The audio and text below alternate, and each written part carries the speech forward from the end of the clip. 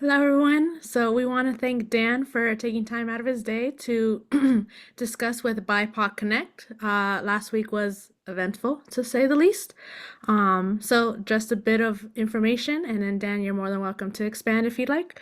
Dan Morrison is an Alabama-based sociologist and department chair who joins us today to discuss the impact of anti-DEI divisive concepts legislation passed and implemented in the state. He'll also be discussing experiences in the classroom and across campus at the University of Alabama in Huntsville as they respond to SB 129, which took effect in October of 2024. All right, well, first let me say thanks everyone for having me. When I heard that PSA was organizing BIPOC Connect, I was really excited about our association being a space for the really critical conversations that I'm sure that you have had, and I'm really honored to be invited into your space. And I really do consider it your space. And so I'm hoping that I can share a few things, but also we can have quite a bit of dialogue during the next 50 or so minutes that we have together. I know we're going to talk next week on Wednesday and looking forward to that conversation, but um, wanted to just again express my thanks and appreciation. I'm glad that Dwayne Plaza is here because I've been stealing mercilessly and relentlessly from Dwayne's facilitation skills and his use of Mentimeter. So we're going to start there in a second. Um, as a preface, one of the things that Patricia didn't mention from the introduction is that I made sure to include a phrase, something like the views expressed by me do not represent those of the University of Alabama system or the University of Alabama in Huntsville.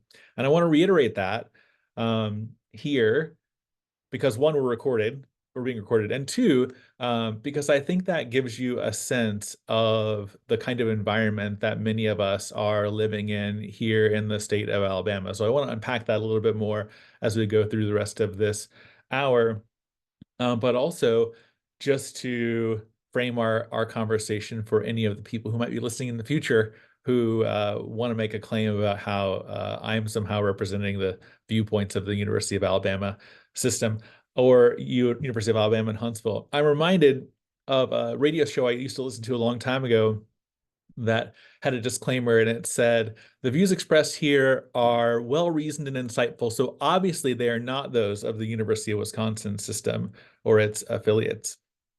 And we may, in tongue-in-cheek, say something similar here. So what I want to do to get started is steal from my friend Dwayne Plaza and ask people to join the Mentimeter that I've developed for this session. So what you can do is scan that QR code, or if you're on your computer and you have two screens like me, that's why I'm looking over here.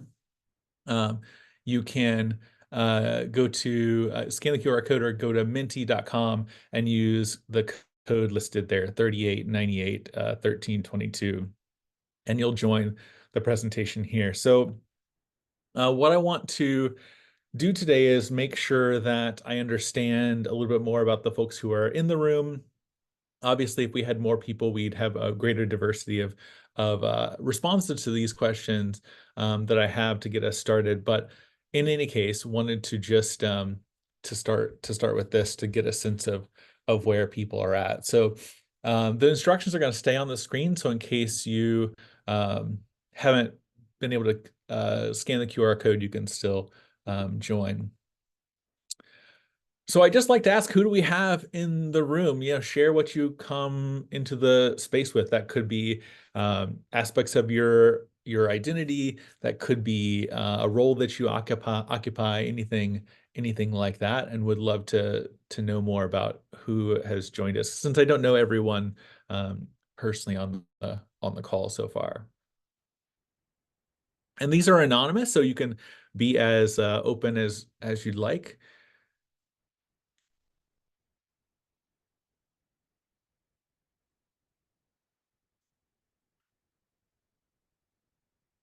And it's a free response, so you have some room to run if you'd like.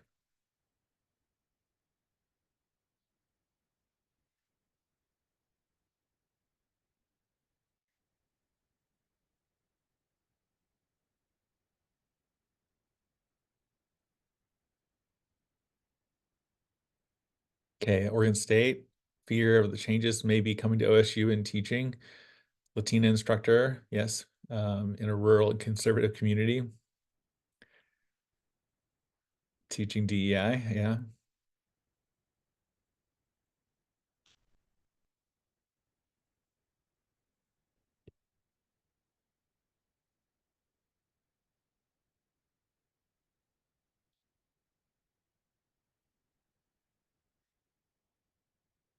Positionality, cisgender, black male, educator, professional. Okay, good. Yes. Dr. Lusk.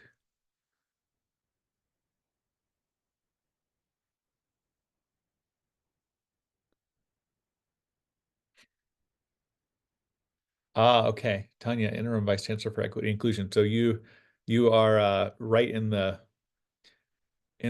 thick of it, I imagine. Okay. Yeah, very much so. I'm also in Washington State. We Okay. went blue. Yes. Not that we need to go into this at this particular moment, but I've been very interested in folks' responses who live in so-called blue states that seem to believe that their institutions or their states are going to be protected from some of the things that might happen in the coming administration. And of course, federal laws supersede state level laws in this country, and so we'll see what happens. Jennifer, welcome. In the interest of time, I'm going to move to the next slide here. And this is really a sense of wanted to get a sense of where people are coming in from. So I know some from Washington, obviously Oregon State, California, Eastern Oregon as well.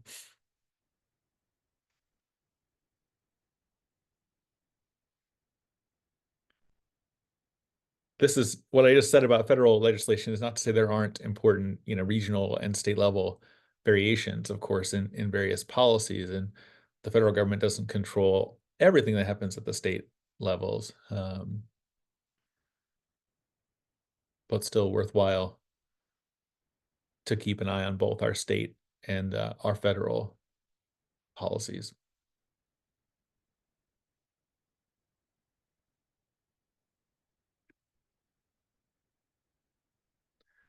All right, so Oregon, Washington, and California, and across the state of Oregon too. Okay, next slide. This one I definitely stole from Dwayne. Thank you, Dwayne, for sending me this question. So how are we feeling? Not very happy, somewhat happy, not sure, anxious from the election results last week, or resilient and ready to speak up and make your voice heard?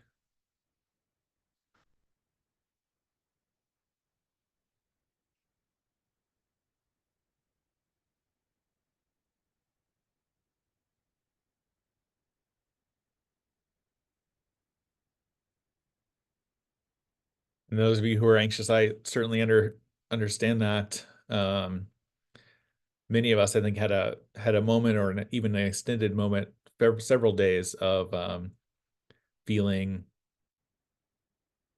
anxious and uncertain about next steps. And I do have some slides with a few thoughts, and we'll gather your thoughts too about ways that we might be able to respond to some of the things that we're expecting from the new administration, but also things that are happening currently.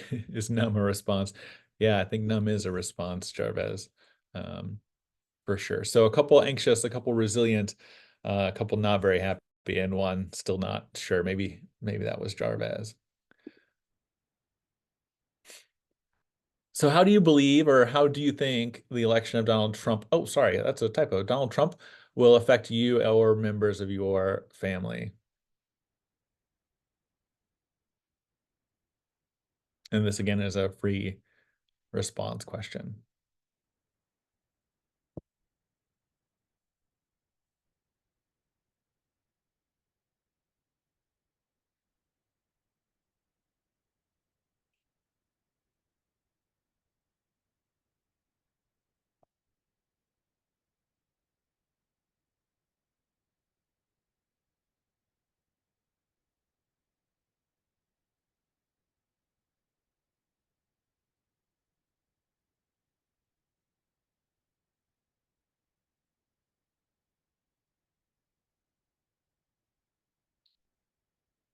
Give folks about a minute to respond.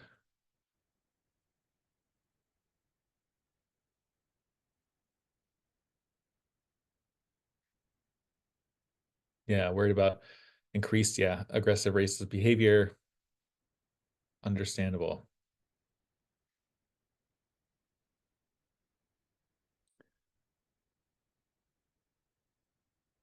Yeah, fighting in the classroom. Ah, afraid of apathy. Very interesting. Yeah. Okay. Among friends and family, perhaps. Or just, people getting tired and then turning off from the struggles that are no doubt ahead.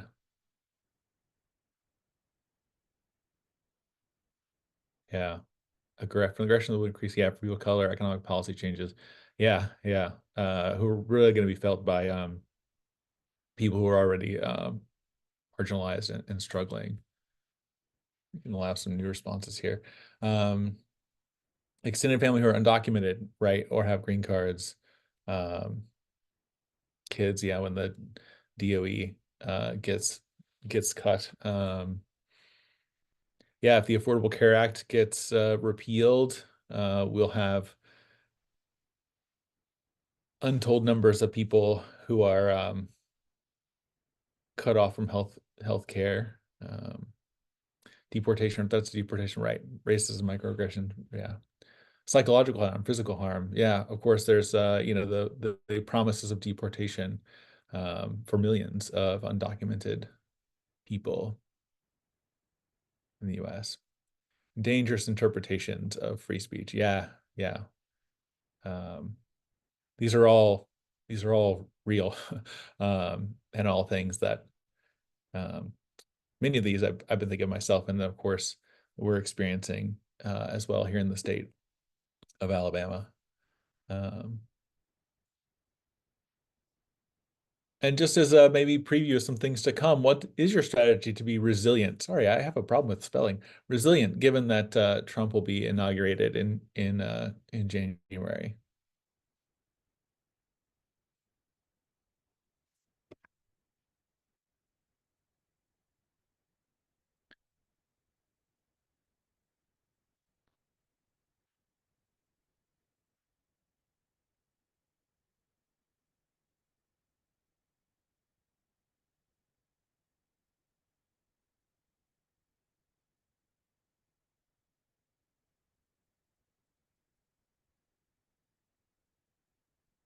Using joy, yeah.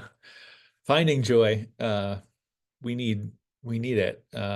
Rest, space, breathing, maybe connecting with others, of course, but connecting with nature, community, building solidarity.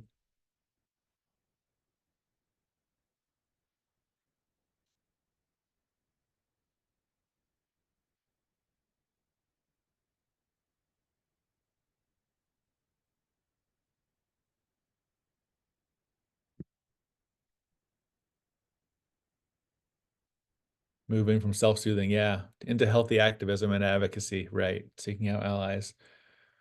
Good. Finding likewise, coping.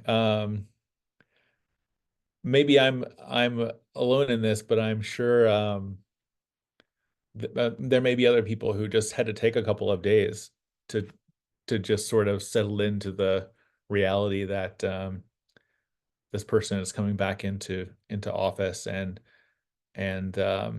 that so many of our fellow Americans looked at these two candidates and chose the one that was advocating for things that were certainly cruel, fascistic, and exclusionary, and also super, obviously harmful. Retail therapy, self-care, good.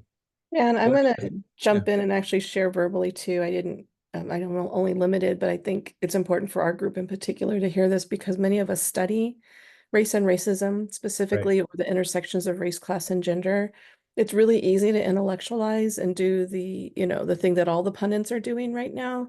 Maybe there's an element of comfort in being able to, intellectualize or explain it away and see it through that lens. But I'm really trying to guard against just like deep bitter cynicism, right? Because I'm not shocked by the outcome. I'm just Yeah. deeply disappointed, Yeah. right? And I don't take comfort in that. So I'm feeling like I have to dig down really deep to be strong and have fortitude and not just completely cave and give in. I mean, CRT predicts this, right? Lots of Yeah. theories Yeah. predict this. And Yeah. so, I'm trying to sort of strike a balance between comforting students and colleagues, not even with a voice of reason, but just with information to give them, some radical realism, but Mhm. also how to be human and address how it's feeling for people and for me too, without losing any element of hope. I guess that's what I want to say. Yeah. Yeah. Yeah. Thank you. Um, yeah, I think my one of my responses was sort of not surprised. I mean, when Tressie McMillan Cottom came out the morning of the election saying that Donald Trump was going to win, I thought to myself, I've never hoped Tressie is wrong more than I do at this moment, but I fear that she is right. And Melvin Rogers this morning posted something on Blue Sky, a pretty nice few paragraphs about how um, the America that so many of our fellow Americans voted for has been around for a long time, and this is us, in the broadest sense, whether or not we like it. And so that just means we have our work cut out for us if we want a multiracial, multi-ethnic, pluralistic, egalitarian democracy, which we've never had, but we have, some of us have aspired to it and dreamed it, and tried to make it happen. And yeah, as far as I know, no storm in the Capitol. That's not on my agenda. Anyway, I'm going to skip this question, actually, I think in the interest of time, but because I wanted to just start by saying a few things about the SB 129 here in the state of Alabama. So um, as the introduction noted, the topic is restrictions on diversity, equity, and inclusion programming. And obviously, of course, the election of Donald Trump has significant implications, um, and even current effects on ourselves and our students and communities on and off campus. Um, so I'm thinking that we're all still processing and thinking through these issues, and want everyone to take care of themselves. So as was mentioned, SB 129 was passed. It was passed in March 2024, implemented October 1st, 2024. And by that date, all public colleges and universities in the state were required to close their diversity, equity, and inclusion offices, and also only designate restrooms on the basis of biological sex. So you may have heard about the Divisive Concepts legislation, but there was also a anti-trans bathroom bill kicker in this particular bit of legislation. Obviously, this has made it more difficult for those kinds of activities to take place here on our campus, other public campuses in the state. And the Divisive Concepts piece prohibits university faculty from discussing these so-called divisive concepts in any way other than in any way other than objectively and without endorsement. So as sociologists, we have probably immediate questions about what is meant by objective and how objectivity can be practiced in a classroom, particularly around issues of equity, inclusion, justice, and those sorts of things, the kinds of social inequalities, oppressions, and racism, misogyny, homophobia, transphobia, those sorts of things that many of us address in our classrooms all of the time. So the bill also, and somewhat paradoxically in my view, includes protections for academic freedom, but it appears that those protections are contradicted by the rest of the law. And we here at our campus have been told that no one quite understands what the bill really means because it's written in such a vague way that the only way they're going to figure out what it actually does mean is for there to be one or more test cases where a complaint is filed or a lawsuit is filed, and that lawsuit will have to make its way through the courts. And so here in Alabama, as you might imagine, the courts are not a neutral politically institution. We have a state Supreme Court that's dominated by Republicans. We have, as you know from maybe the IVF case earlier this year, those justices, many of them have what you might call unorthodox and supernatural beliefs that seem to guide a lot of their judicial decision making. So it looks like we're going to have to sort it out the meaning of this law in the courts. Just as a little bit of a review, a summary, the bill, as I said, prohibits the teaching of divisive concepts, and it prohibits faculty, staff, and student organizations from hosting DEI events. It closes all diversity, equity, and inclusion offices, and it says that higher education institutions may not compel people to attend trainings, orientations, or any kind of coursework that advocates or acts upon or promotes divisive concepts. It also has a statement in there about lobbying legislators and doing other sorts of political activity. So it seems like we would not be able to, for example, bring a group of students down to Montgomery to advocate for a particular policy. And then it does provide for a penalty up to and including termination. One thing that we've been told so far on our campus is that complaints that come under SB 129 are going to be handled through the normal complaint process, which all of us probably have some level of familiarity with on our campuses. So if a student has an issue, they start with the faculty member, then it goes to the department chair, then it goes to either a dean or associate dean, and so on and so forth. So the bill doesn't provide an alternative kind of judicial or adjudication process for any kinds of complaints. Those are intended to be handled through the typical process, although one never knows. The legislature can come up with all kinds of interesting things to say. Wanted to just summarize in a couple of slides what these divisive concepts are, because I think you'll get a good sense pretty immediately that in some ways, these kinds of things are not routinely taught in many classrooms. I don't think many sociology classrooms are telling people that any race, color, religion, sex, ethnicity, or national origin is inherently superior or inferior. I think one thing we do talk about is racism, sexism, colorism, other forms of bias and privilege that run along these lines. I just myself spoke about white Christian nationalism in class in Intro to Sociology yesterday. And so that class session was not intended to argue that one particular race was superior or inferior to any other, although one of my students commented on the chapter that we read from Whitehead and Perry's book, Taking America Back for God, that the authors were being racist because they pointed out that white Christians were more likely to be Christian nationalists and hold discriminatory views compared to Black Christians, which is an empirical claim. It's not a partisan claim or a political claim necessarily. So secondly, individuals should, the other divisive concept is that individuals should be discriminated against or adversely treated because of their race, and so on. Obviously not something we typically do.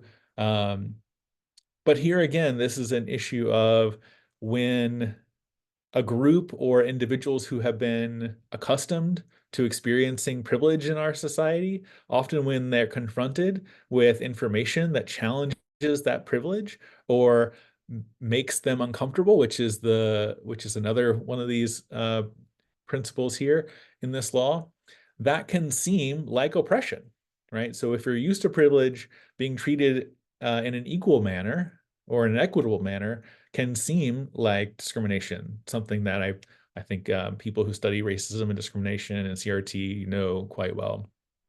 I won't read all of these, but these are the first half of the list. The other thing here, D is that person by their inherent qualities is inherently racist, sexist, oppressive. This is something that I don't think anyone necessarily believes or practices in sociology. But again, when we're talking about in classes on race and racism or introduction to sociology, when we're talking about things like the system of white supremacy, that can be heard by people who either experience the benefits of white supremacy or have lived their lives in somewhat blissful ignorance of white supremacy. It can feel like that person's being told that they're inherently racist on account of their racial identity or so and so on. So this final category here, this final clause, whether consciously or subconsciously, and this is a very tricky thing, right? In terms of how we talk about racism and white supremacy in the United States. These are the last 4 or 5 divisive concepts here that anyone should be held responsible for the activities of people of their groups in the past. That's E. That fault should be assigned to members of a group on the basis of their membership in that group. So this is the get out of the consequences of white supremacy free card being played in this, in my opinion, being played in this law. And G is the guilt one, the one that's about students' feelings and how they're processing information about perhaps history or ongoing discrimination, racism, the system of chattel slavery in the United States and its aftermath. And then finally, that meritocracy or traits such as hard work ethic are racist or sexist. So this one I think is also pretty insidious in the sense that critiques of meritocracy are pretty widespread in sociology because we know that people's statuses in terms of their race and gender and social class background really, really do matter in terms of their life chances and their trajectory in the world. We know this. It's not a controversial fact within our discipline, but this law is telling us that suggesting that meritocracy is anything other than either benign or just how the world works is problematic.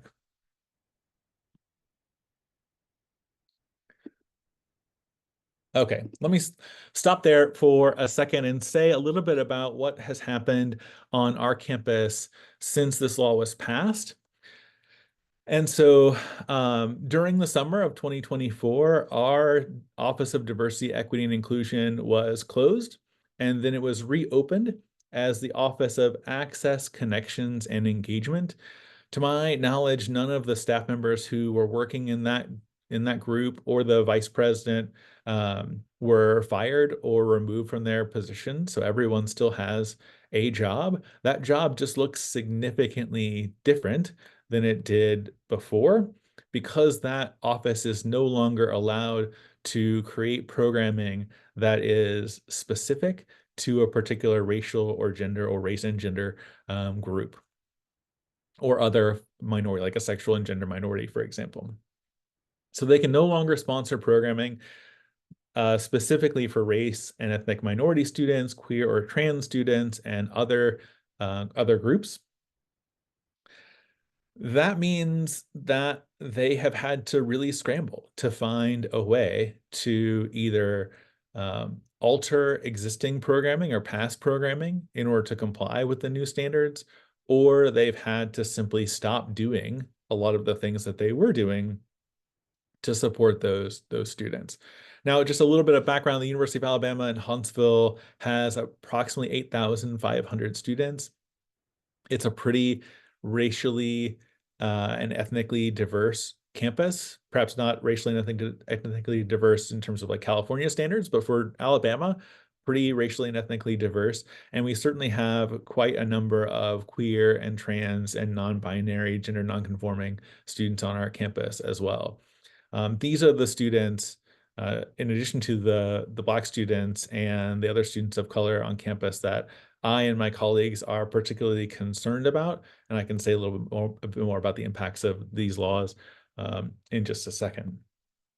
One of the innovations that has come out of this law is that the vice president for access, connections, and engagement has started to work with department chairs, such as myself, in order to think about creating programming that would mirror or in some ways replace the standard kinds of things that they would do throughout the year. So, for example, the Black History Month events, those are no longer allowed to be sponsored solely by the former DEI office.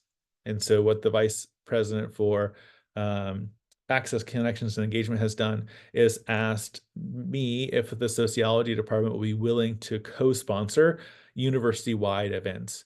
Now, I don't know about you all, but we in the sociology department here, we host some events. They're primarily for our students and for other students in our college. We rarely host giant events with budgets of tens of thousands of dollars that invite everyone on campus to them. We invite everyone, but we don't ever expect all 8,000 people to show up or to get special messages about it. But at the same time that I've been asked to engage with the vice president of access, connections, and engagement on this, that person has to run this plan by the president of the university. And I was approached by the vice president about a month ago, 2 months ago now, and we haven't heard anything back yet from the president. So it's November 12th. Black History Month starts in February. And as far as I know, there's no plan for that event on our campus, which seems to be a pretty significant problem. I would think, even though we can critique these events as sort of merely symbolic and so on and so forth. I went to the event on campus last year. The poet laureate of the state of Alabama was the featured speaker. She's a Black woman, very powerful speaker. There was a choir from a local HBCU here in Huntsville. It was quite a great event, but that doesn't look like it. Well, I don't know what's going to look like. And we are at a point where we should already have a plan for that if this were a normal or a more normal year. Let me say a couple things. I think I mentioned earlier that, and some of you mentioned in your comments, that you're concerned about increasing attacks on students of color and queer, non-binary, trans students. And recently I asked some students in an upper division class of mine what they had experienced since October 1st. This is a pretty diverse class in terms of sexuality, gender expression, gender identity, those sorts of things. And I'll just tell you a few things that they said. So first, they started to feel the effects immediately in October because the Pride Month events that had been held the previous year were no longer able to be held on campus. At the same time, the counseling center office that had worked on a Pride event had created a wellness fair, and this student had reported that a staff member from the counseling center had said, we can't call it Pride, but it has many of the same features as the Pride event from the previous year. So maybe that is, a creative adaptation, but what you're seeing there is the silencing of the term Pride, right? And the disappearing of public representation of that community on our campus. Another student mentioned that professors have been extremely careful in what they talk about and how they describe things in the curriculum when they're talking about regular classroom topics like revolutions, genocide, other acts of oppression. This particular student said that their faculty member in one class on revolutions had to sort of walk a couple comments back that they thought the professor would not have done without the bill. Thirdly, our registered student organizations, so those are your campus clubs and activity groups, have had to redesign all of the announcements and flyers that they use. to promote events to have an explicit statement about who is welcome at the event. And so instead of having a University of Alabama chess club meeting, and you just say chess club is meeting at this time and this place, you have to have a statement that says this event is open to all UAH students, which, it's clear that that's the case anyway. But it's an additional hurdle to go through. It's an additional check to have check for the student life and student affairs staff who review those advertisements, and of course for the students. Dr. Lusk, I'll never understand that type. Yeah. And one more thing, one of my students had said that they have noticed the use of slurs, and they've been hit with slurs directly. This is a trans and non-binary student, and they had never experienced slurs on campus before October 1st, but now they're getting direct slurs in class, and just more nastiness. And I really think that's going to be an increasing issue that we see on our campuses in the classroom and outside of the classroom. I don't know if you have, let's say, right-wing political organizations on your campus who are specialized in provocative events. One example might be Turning Point USA, which has quite a few provocative events that seem to be organized around evoking strong responses from students, and then therefore proving how liberal and how illiberal actually campuses are.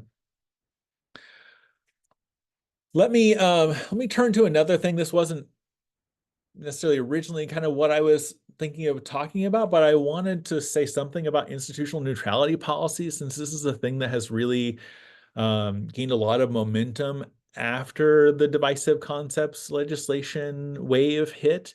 And of course, there are very famous universities like the University of Chicago who have the Calvin statement about neutrality and so forth.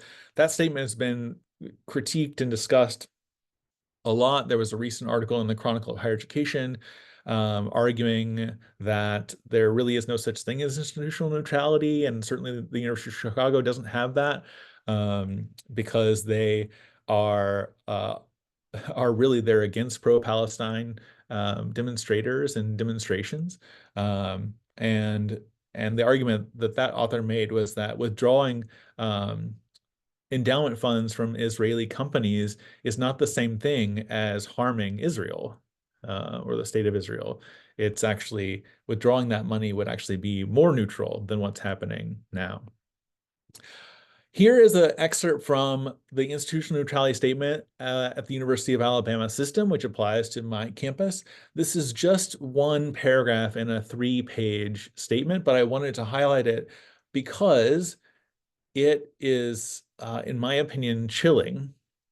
It's chilling of speech. It's also chilling of faculty activism. It's chilling of any kind of collective activity among faculty members in the political or social arena, full stop, in my view. So let me just focus a little bit on the middle and end of this statement here. So the idea is that system employees have to make it clear that any political activity is in their private and individual capacity, and that their activities are not sponsored or supported by the institution. This is in part why I use that disclaimer at the start of this discussion. Second sentence, it's incumbent upon employees to avoid any private actions of a collective nature that may lend or appear to lend the support of the system to political activity. Now, this statement has a lot of very flexible words in it.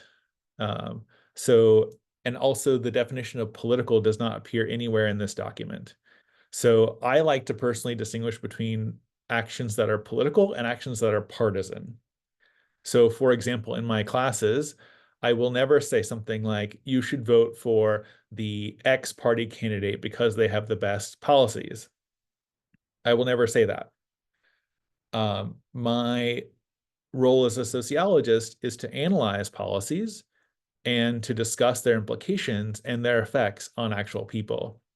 And if those policies are bad, or have harmful effects, we should know about them, and that's fine. That latter part, that's political, because it's about how we live together, how we share, how we distribute resources, power, status, those sorts of things. So, last sentence, because of their prominent identification with the institution, the major administrative officers of the system have a particularly heavy obligation to ensure their activities are not misinterpreted or misunderstood. Now, I don't know how they define major administrative officers, but my dean has said that department chairs may qualify as major administrative officers. Now, I don't know if any of you have been a department chair, but just for the record, department chairs are lower middle management. That's what they are. Think of them as the department store assistant manager who's responsible for scheduling. And has no power. And has very little power. And But often it's not a competitive hire either. So they're not subject to EEOC. So it just makes their band of classification in terms of the hire very different than the notion of a true administrator. Yeah, okay, well, thank you. Yeah, that's an important clarification. Sometimes coercion of who doesn't want to do it. Yeah. Well, that's true. So I'm reading this paragraph and I'm thinking about the kinds of statements that come across my desk in my email box in response to really egregious things that happen in the world, some of which touch directly on my expertise as a sociologist and some of which less so, right? So for example, when a statement comes across that says, sociologist, do you want to sign this letter in support of this cause or that cause? Well, I will look at that and I will say, well, does this bear on my expertise in some way? Or is it within the broader umbrella of sociological expertise? And if it does, and I support that thing, I might be inclined to sign that. But what this statement is telling me, it seems, is that I cannot do that and have the university's affiliation associated with it. Even though we all know that those statements often encourage people to put their affiliations down, not so that people are speaking on behalf of their institution, but so that others can check to make sure Joe Smith, who says they're at University of X, is actually at University of X. And so it's an accountability mechanism for people who are looking at that statement and wanting to follow up with that faculty member. So I personally have signed things and I get email messages in my mailbox that say, you're a terrible person and blah, blah, blah. And I get written up in the local right-wing statewide news website, and it's fine. I can live with that. But after signing a recent letter last year, I got a note from the president of the university saying that I had violated this policy. Not this policy, another policy that's sort of kind of similar. This is a clarification of the regular speech policy. But it was like hand signed and hand delivered and extremely well, I think it was meant to intimidate. Let me just put it that way. And he made it clear that if I do it again, there'll be consequences, unstated consequences, but he said there'll be consequences. So we'll see what happens. Because I don't agree with this. If that's the interpretation, I don't agree with this policy at all. And I think it's really, really chilling for all sociologists and all scholars who want to be able to speak on issues of public concern that bear on their expertise as knowledge workers. Yeah. Okay. So here's, I think, my bottom line on institutional neutrality statements. Universities are not neutral, but they should be independent.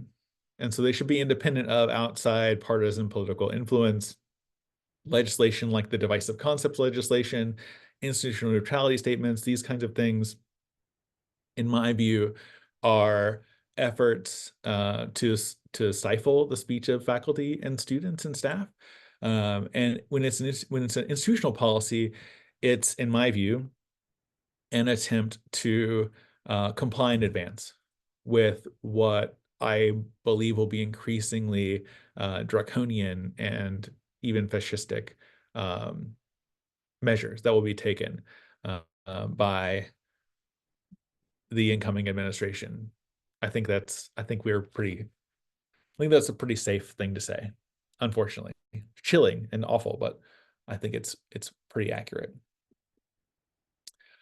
So what I'd like to do as we head towards the end of this hour is to start to think a little bit about what some of our options and responses might be. So I would like to ask you, what are your ideas for resisting attacks on higher education, such as divisive concepts legislation and/or neutrality policies? What are your thoughts about ways to push back, to protect ourselves as scholars, but also to protect our students and marginalized groups? Sean Harper has a new column in Inside Higher Ed today, talking about how colleges and universities have to do a much better job protecting their Black students, among other marginalized groups, which will undoubtedly come under increasing attack in the coming administration. He's arguing for more task forces and more ways that universities have to step up and protect their students before something really, really terrible happens. He did cite those racist text messages that you probably heard about in the immediate aftermath of the election of Donald Trump that were purported to be from essentially enslavers telling people to report to plantations, Black students primarily, which obviously is horrific and was referred to law enforcement. We'll see what happens. You can imagine, it's easy to imagine that under a Trump administration, such messages would not be deemed worthy of investigation. Mhm.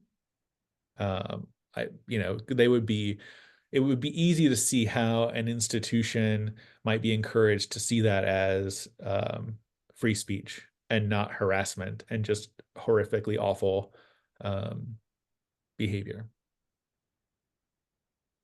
I'll jump in, Dan, and say that this is where I'm sorry, you probably want us to just type this on Menti, but I'll just say it here Yeah. that it's really important, as you mentioned, regardless of whether your state went blue or red, to understand your state's relationship with federal law.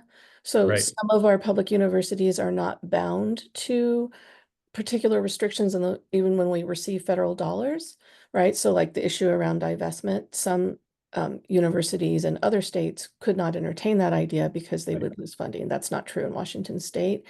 But also knowing Title IX and Title VI really well in terms of what meets threshold and what doesn't, and then anti-hate legislation, as even though that's such a low bar and very hard to prove, the better we understand those policies in relationship with student conduct code, right, our institution's definition of free speech and how we operationalize that and either defend it or what, again, crosses the line. Like I think it's incumbent on both sociology faculty and anyone working in what was formerly known as DEI, right? To be very well versed. Yeah, I think a lot about how faculty members, and particularly faculty members of color, perhaps younger faculty members, Black women, any kind of queer or trans faculty member, and especially queer and trans faculty of color, are going to be asked to do already it's a heavy burden, right? Or significant obligation or responsibility, I put it that way. But these the level of student support that's going to be required, I think, is more than any one or two faculty members should be asked to bear. And it's really incumbent, I think, on university leadership, from provosts to deans to department chairs, to ensure that we're doing as much as we can to protect our faculty and our staff and also our students. And it's going to be really, really difficult, I think, in these particular times, especially around the weaponization of freedom of speech, which I think we've seen recently. I'm wondering a lot about student resistance too, because there have been changes in in laws and what's allowed on campus or policies, and then what's allowed to serve in the wider public sphere. I mean, apparently you can run over protesters now with your vehicle, so that's kind of a problem. And it just we seem to be moving ever closer towards really frightening time for the freedom of speech and the freedom of association when it comes to pushing for more equitable and inclusive society.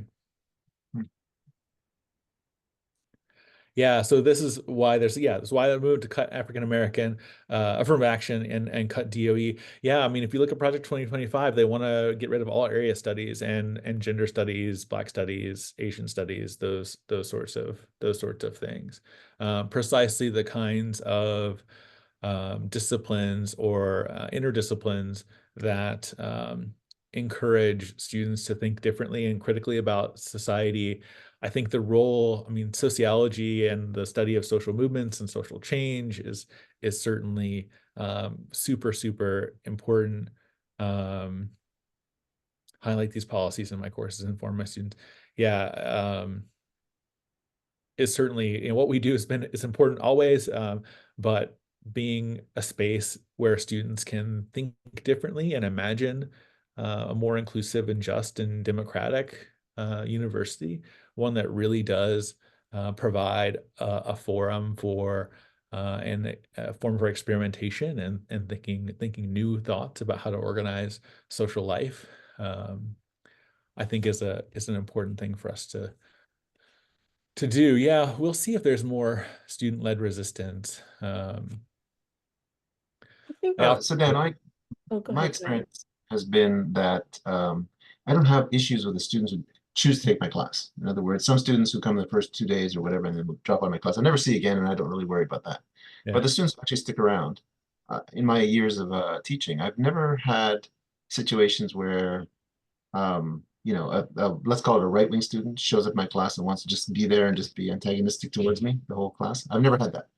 What I found in my experience is that the sociology students, or just general students who show up in colleges now for the last couple of years, are really positive towards social justice and DEI work and all that stuff that their parents might not be, or their aunts and uncles might not be, but they seem to be all on board. And I think the evidence of that I saw was in the election that took place. When you looked at the vote counts, overwhelmingly, young people voted for Kamala Harris. I mean, there was not even, maybe not in your state, but overwhelmingly, and as the polls came out, the exit polls anyway, that young people were on her side. So I'm optimistic. Yeah, I mean, I think in my classes, especially sociology, students are usually very kind to one another, and they're very accommodating of difference. Our university is extremely well connected to the military industrial complex here through the Redstone Arsenal, and which has lots of these like major arms companies, Boeing, Lockheed, that kind of thing. But I will say one of our faculty members who teaches Introduction to Women's and Gender Studies had us come in class and pretend to be an enrolled student, but actually was never on the rolls and was an active member of one of these right-wing campus organizations and gave a fake name to the instructor and hung out in class for several days and was saying, oh, the registrar made an error, this and that. That student had to be escorted out of the class by campus police officers. And it was extremely, it's extremely frightening, right? To have somebody essentially be a plant and try to either record something or perhaps misconstrue something, as we know happens quite often when folks approach courses like that, and even sociology courses, of course, with bad faith and really with a malicious intent. Okay, so I know we're reaching the end of time. I wanted to just say one thing that I just learned about today, actually. The AAUP has launched an effort to organize on every campus to defend democracy. And so they're hosting a workshop in a few days. I thought folks might be interested in at least knowing about it and thinking about whether they want to participate in some way. I really think we have to be concerned with, you know, countervailing powers, to use a medical sociology kind of term, but to think about how the campus and workplace organizing might be a locus of you know, resistance and pushback. And we have, I think, an obligation to be strategizing in the next couple of months, because we only have a certain amount of time until you know, Trump retakes office. And so it'll be shame on us if we get to January 20th and this guy is inaugurated and we have no plan. Yeah. You know, at Dwayne, as you know, I asked my dean what the plan was Yeah. if Trump were to win, and you know, he said there's no plan.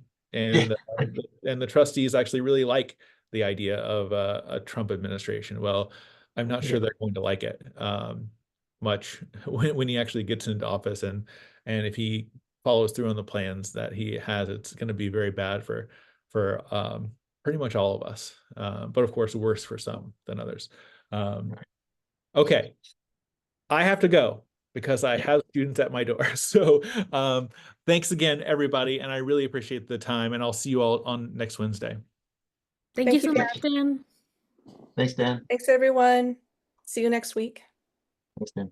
Have a good day. Thank you all. We'll be back next week on Wednesday for the Wednesday wrap up to discuss this a little bit further.